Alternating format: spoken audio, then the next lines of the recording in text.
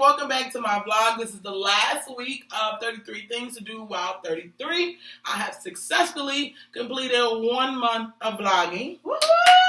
You made it. All right, and I'm here with special guests. As you can see, today's vlog is a roundtable discussion, and let my guests introduce themselves. Hey everybody, I'm Ebony. I'm Carrie. These are my sorority sister. This is my line sister, KJ, and I brought her over, Ebony. We are members of Zeta Phi Beta Sorority Incorporated. All right, today is called the Black, Educated, and Dope Roundtable, even though we don't have a roundtable. Excuse me from looking at my phone, but we got some key talking points. We're going to talk about 3 things in our little roundtable discussion today. First thing up is life after undergrad. So I wanted to talk about life after undergrad because I think people have a misconception of what life is like after undergrad. All 3 of us attended Livingstone College, and just briefly share what your expectations were versus what reality was. So I'll start. So coming from out of state and living down here in North Carolina, I knew off gate that I had to find somewhere to stay. I had to figure out, I had a car already, but I had to figure out where I was going to stay living after I moved off campus. And going back home was not an option for me. I just did not want that to happen. So it was like survival of the fittest. Like, hey, you better be figuring out something and somewhere to go, or else you're going to be back at Pam's house. And so I had to figure it out. And so my line sisters and I ended up moving into an apartment together. So was going home an option, and you just didn't want to take that option, or that was off the table? It was an option. It was always an option to go back home. However, I just felt like I'm grown. I'm independent. I'm out on my own now. I want to keep that going. I don't want to be up under somebody else's rules and having them tell me what I could do and when I can come and go. Like, that was a negative. Okay, what was your expectations versus reality? I didn't really have a huge expectation. And being from where I went to college, I knew, if things don't pan out like XYZ, I got my mama here, So I always call Debo, hey, I need a place to stay, whatever. So my expectation was, just get out, get a job, save up, move eventually. Okay, so for me, I had Michaela before I graduated, so there was really no going back home. I'm from Connecticut, so I definitely didn't want to go to Connecticut. My mother lived in Memphis. So I felt like everything I had already established as an adult would be right here. However, after undergrad, I was straight slumming it. I was living with my sorors with a baby. Okay, so I was house to house, and with nothing but the grace of God that it happened. Everything was ordered. But I think reality was, in my mind, I was thinking, once I'm graduated, I'm already having an apartment. I thought I was already going to be established. I thought it was going to come. Like, I had a timeline, a time frame. Did y'all have one? Did y'all set a time frame, or did y'all just think, everything was going to fall in place? I felt like everything was eventually going to fall in place. Like, you just had an eventually. You didn't have a I time had an frame eventually because, honestly, even in college, I had no, this is what I want to do. I knew I was going to go to my grad school after. That way, I'm still in school, so I'm still figuring it out. But I'm doing something in the meantime. See, we finished at different times, so we knew, like, all right, they're done already. Mm. And I still have another semester, so it was like, hey, we have to find something. We have to land something. And so we were trying to secure jobs. We were trying to secure somewhere to live and just really lock all that in. And when you say we, you're talking about? My roommates at the time. Okay. So that helped a lot. Because they had already graduated, it caused you to put stuff in gear so y'all all could live together? Right. Okay. Right. And that they needed somewhere to stay also. So it was either they go back home or they stayed. And so we all just knew this is what we had to do. See, and initially my thought of after graduation didn't include a child. So I was like, low-key, I always thought I was going to be like you and your sorority sisters. I swore it was going to be me, KJ, and she and Trees. And I feel like I'm going to start playing all of Like, we never discussed it, but I swore in my mind, like, they graduated before me. I was a year behind. So anything I had to do was just graduate, and then we would all come together and live like y'all. So I'm like, low-key was like, dang, that was supposed to be us. But I messed it up. So that initially initially, my reality, like when I was playing in college, if there was no child, I was gonna be like traveling. I was gonna be doing a whole bunch of stuff, and it kind of shifted once I had Kay. Yeah. Okay, so one more thing before we move on from this topic. What was your expectation versus reality as far as your career was concerned? Or did you set out to like go to grad school and then get a career? Like, what was the expectation versus reality of it? I know for me, it wasn't to have a career off gate. It was just really just to kind of survive. It was survival mode.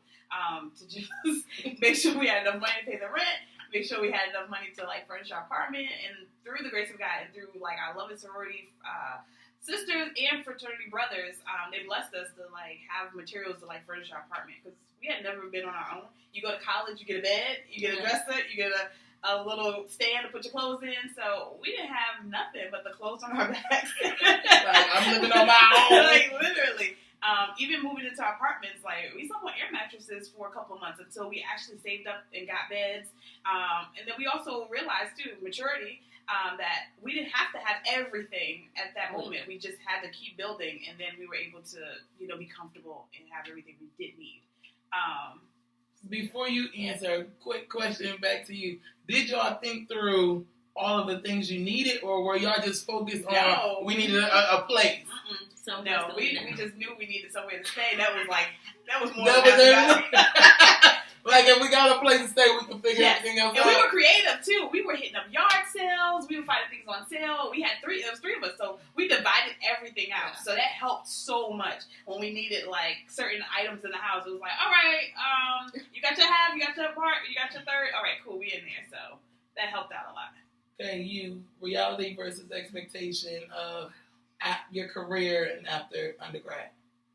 My expectation was go straight to grad school. I got accepted into grad school before I graduated. So I was on my way to grad school to get my master's, and then shenanigans in life happened. I ran off and you ran off and did what? I ran off and got married. Shenanigans. You got married. I did, but that was a big shift in my plan because that put off a whole lot of other stuff. I ended up, I moved away to a new city. I didn't know anybody, so now I'm, trying to establish life in a whole new place, and it put a lot of things on hold. So now it's like, okay, I'm in a new place. I don't know anybody here, so I'm filling out applications, trying to get this job, that job, whatever. And then life, like I said, life happened, and I never made it to grad school until 8 years later, so I started later than I planned, but like I said, I think a lot of times we have these expectations on ourselves, and I gotta do this by this time, by this age, whatever. Those deadlines. And we set ourselves up for failure a lot of times because we put so much pressure on ourselves that when it doesn't happen, then we're like, oh, the world is completely over because I didn't do it by this time. And I see, she did it at this age, and he did it by this time, and I'm not there yet, so I'm just completely lost, and we shouldn't do that. I agree. Those deadlines and those comparisons, and I did a vlog about that earlier, about and I didn't even think about it as setting yourself up for failure, but just comparing yourself to what somebody else has and saying, oh, by this year, I want to have this done, but really not backing it with a plan. Yeah. For me, I had no intentions on graduate school. Like, that wasn't something I wanted to do. I went to college, I got a degree. I think that was good enough for me. I was done. And then I think I really didn't think about it even more once I had Kayla. Because to me, it was just like more debt, more things I needed to pay for instead of taking care of my child. As far as career-wise, I became a teacher because I'm like, oh, that's the job. You ain't going to have a hard time finding that. Everybody need a teacher. So it's just like what I thought was a guaranteed job. Yeah. However, I did expect to have a teaching position, but I did not have that once I graduated. I graduated in December. I got a job as a tutor at an elementary school in January, and then I was teaching by that April. But I think a lot of people think that once they graduate, either they automatically get a job or they get a job within their field. Did that happen with either of you? Because for me, it did. Well, actually, I take that back. That's a lie. Remember, you got me a job at Bath and Body Works. I worked at Bath and Body Works after I finished, and then I got the teaching job. So I didn't automatically go into it. What about you? So I had a series of like part-time jobs, even while in college. So I just continued the part-time jobs, and then I think I graduated that December. Well, finished that December, graduated that May. But like March, I had a teaching position in the with Head Start, and so I did that for a couple of years, and then went into graduate degrees and all that. No, God, no. My degree was in English, and honestly, I thought about teaching because I started out in education, but I realized I didn't want to be a teacher. That's cool. After Changed it for all of us. Yes, Me and her got inducted into the education department at the same time. But after actually physically being in the classroom and then being a teacher assistant, I do remember that. We worked at the same school too. I realized like this isn't my calling. Like, no, I'm not cut out for this because I will yank up somebody's child. I'm sorry, it's the truth. It's not your calling though. No, but you did it for a while. I tried it because this is what I set out to do, and I did give it a try. But after I graduated in May of 2007. I was working retail after that, and then I finally, went and got a full-time career position in 2009. So it took about 2 years. Okay. All right. So I just wanted to talk about life at the undergrad. And as we ended, how many degrees you have? 2. What are they? I have a bachelor's in early childhood education and a master's in early childhood studies. I have a bachelor's in elementary education, kindergarten through 6th grade. I have my bachelor's in English, and I'm halfway through my master's in English and creative writing. All right, and she's the youngest of the bunch.